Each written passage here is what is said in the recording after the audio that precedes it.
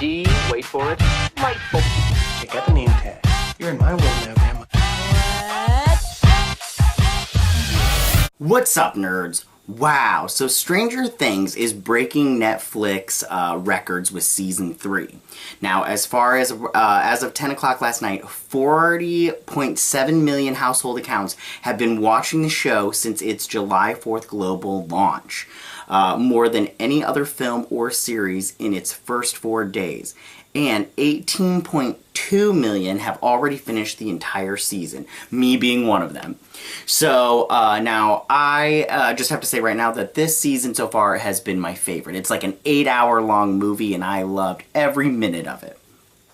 I mean, there are some exceptions. I take that back. Not every minute, but most of it. So, now this one takes place a few months after the second season, and it's in mid-1985, and in the midst of the initial popularity of the film Back to the Future.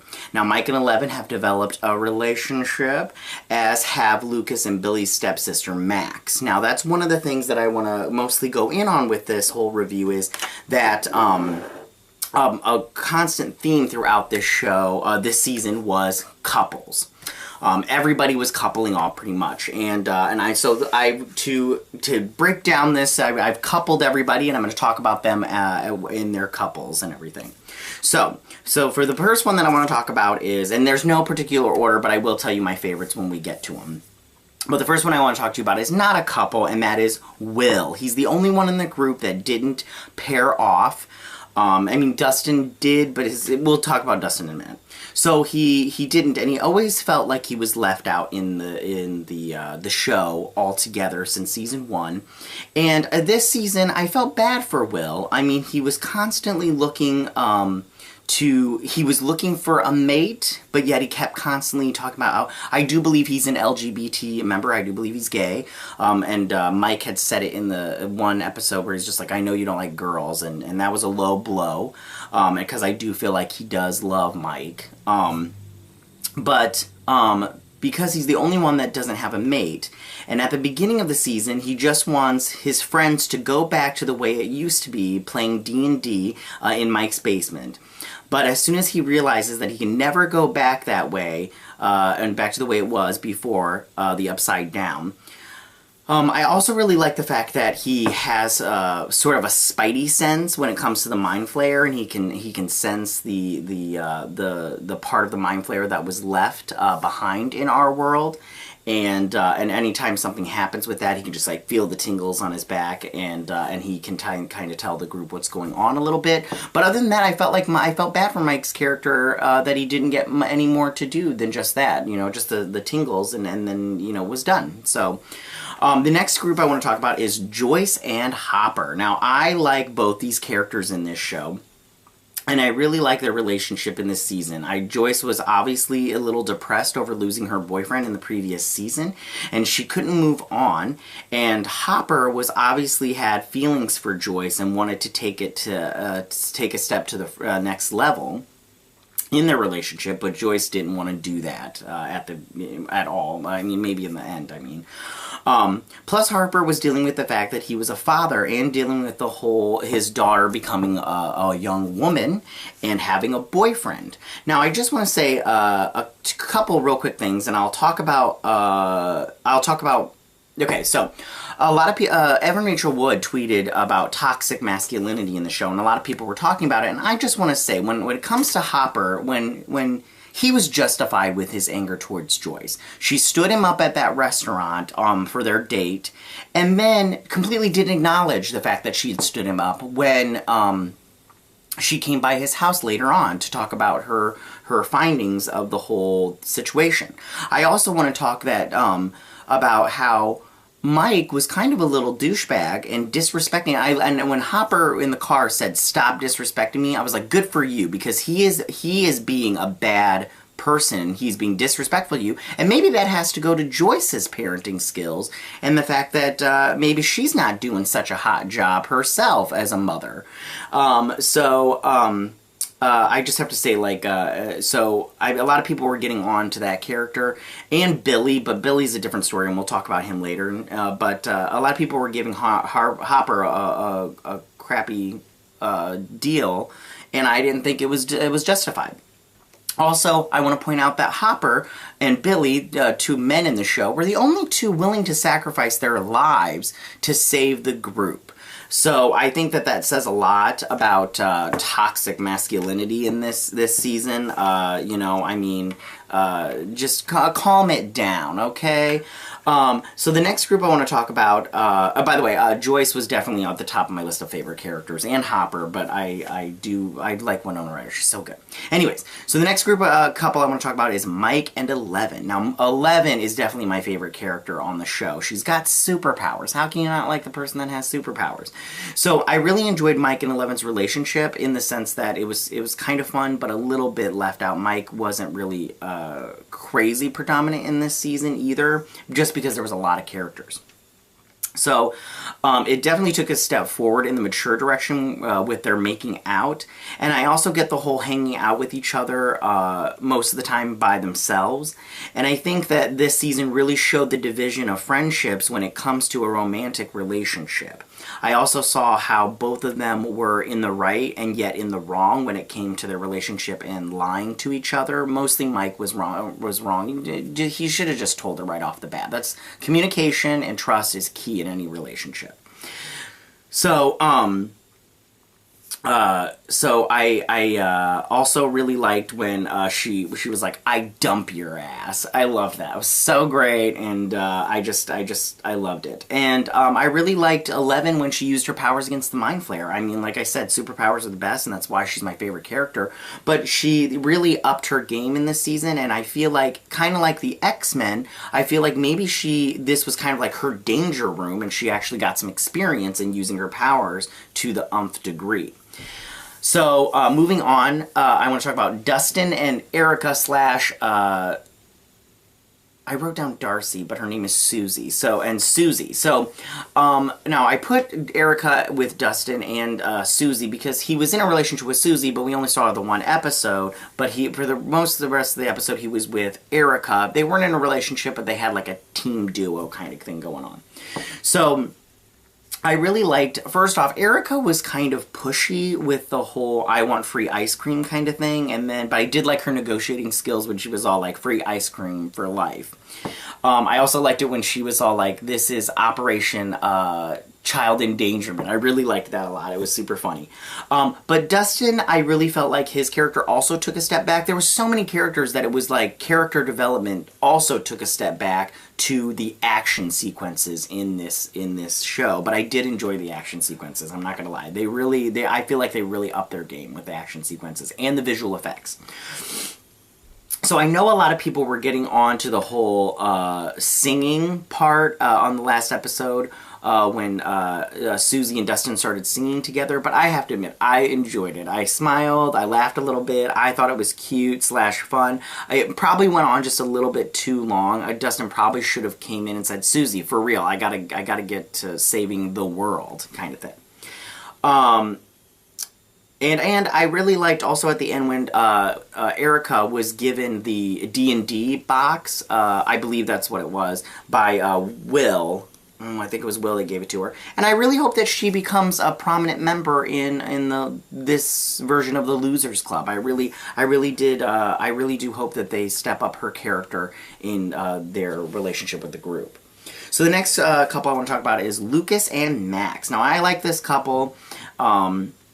And they're one of my favorites as a couple. Max really didn't have that much to do this season also, but Lucas, I didn't write the actor's name down, but that actor has really stepped it up as far as me really liking this character. Lucas is definitely at the top of my list of characters that I liked this season and throughout this show. So I feel like Lucas kept it real, and when he was talking to Mike about his relationship and just like telling people what they needed to hear a little bit.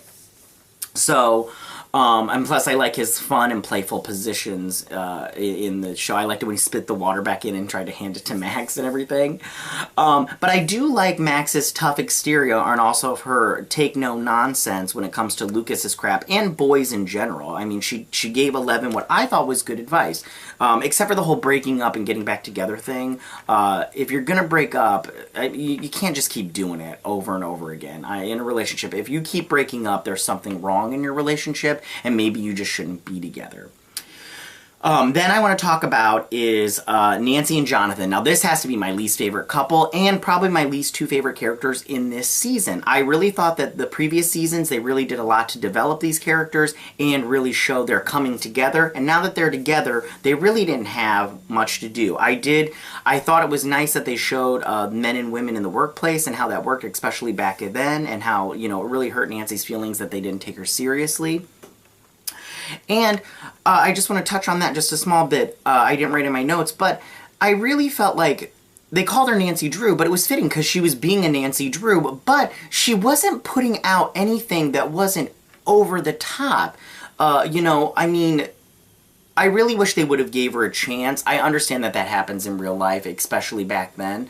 But I really just wish they would have just been like, okay, follow up on it. And if you don't have anything, then you're not going to get a story kind of thing. So, and then Jonathan, I really was disappointed in him that he didn't take his girlfriend's side. He was only interested in his job. And he didn't care if she was right or wrong. But he was just upset that he lost his job. And he didn't believe her.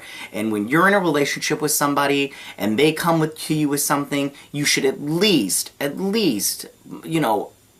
believe them, or if you don't believe them, just go along with it and see where it goes, because it could turn out, in this case it did, to be right. And I really think that he did an injustice to her in that sense, and their relationship. Then I want to talk about Steve and Robin. Now, let me just say right now, Robin was a little unjustified, well, not unjustified, she was a little mean to him at the beginning, and I was kind of like, why are you being a jerk to him? He didn't do anything to you, but then it come to find out. Now, I have to say that this is one of my favorite couples throughout the entire season. And even though Robin ended up being a lesbian, I like the speech, how she gave to Steve about how she was obsessed with him all year, and then to come to find out that she wasn't obsessed with him because she was in love with him. She was obsessed with him because there was a girl that she was in love with, and she was obsessed with him because of his hair. I really liked that. I was totally thrown by it, like when she was, talking about, she didn't say she was a lesbian, but talking about how she liked a girl, and I didn't see it coming, but I did like it. And I know a lot of people are talking about how, she is a spitting image of her mother. I totally saw Uma Thurman the entire time she was talking. Like, I was just the way she said stuff and the inflections in her voice and everything. It was totally her mom, Uma Thurman. But I can see Ethan Hawke in her also. So then the next one I want to talk about is Billy and the Mind Flayer. Now, yes, this is a couple because Billy was the host. Now, the reason... Now, I didn't like Billy in Season 2, and I really didn't like him for most of Season 3, because in Season 2, he was a jerk. I understand that he had some trauma in his life with his relationship with his mother and his father, and they showed you how he became the person that he was and using violence to get what he wanted and talk to people. But I still don't think that makes it okay. You can't just be a jerk to people and then, because you had a bad life, expect people to forgive you for it, because that's not how it works. If you do wrong to me, and then I find out that, you were beat as a child, okay, I'll go, all right, I understand that, but that doesn't excuse the fact that you beat me up every day in high school. So, his relationship with the Mind Flayer, and I'll talk about the Mind Flayer in just a second. So Billy, what really kind of made me like him was his sacrifice. He sacrificed himself at the end to save his sister / the group, and I really did, I really went, okay, you know what? Not such a bad guy. I mean, he's still a jerk, but he's not such a bad guy because he did sacrifice himself. Now, the Mind Flayer. First thing, next season, do not have the Mind Flayer. You've had him in 2 seasons. We're done with him. And I'll talk about that more when I talk about Season 4. I I really liked the visual effects, and I like the progression of the Mind Flayer, how he went from dust to rats to humans, and I liked how they boiled over and then fell over and turned into that mushy stuff. And I really liked it. It was disgusting, but I liked it. I thought that was good, and like I said, the visual effects was top notch. There was nothing in there that I didn't believe was real, so I really felt like it was movie quality. So good job, Netflix. Keep that up. So now getting to, now the Russians. I know a lot of people online were complaining, like, how can a small group of kids beat the Russians? But if you ever watch movies like, War Games, and, shoot, there was a couple. I didn't write them down. I wish I would have. But it's all about how in the 80s, how these teens beat the Russians. And it's like one kid beats the Russians and, like, their whole army and everything.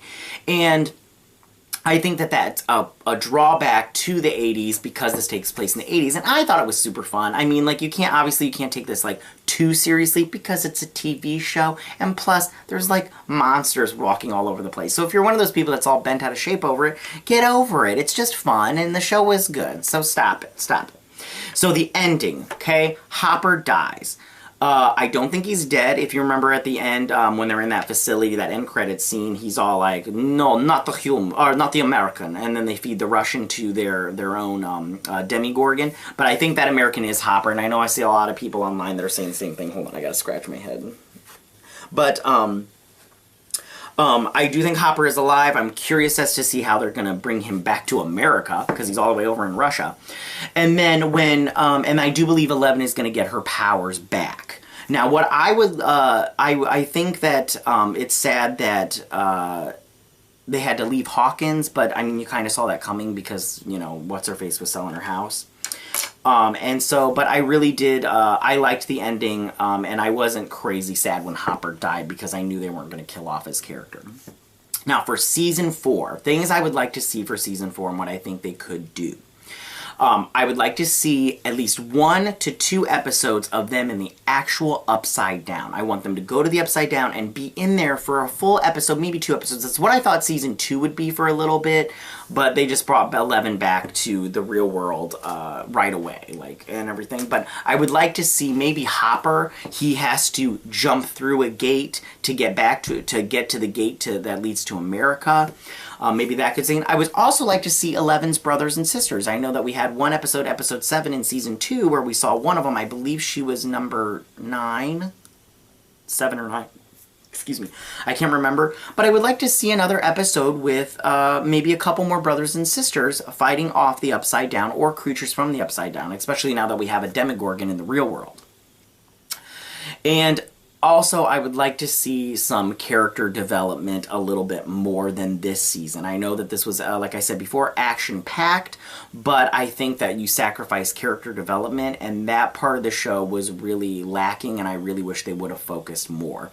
But in saying that, no more characters added. Like, we can't keep doing more characters. This is not Game of Thrones, where there's a million characters, and we just can't keep up with all of them.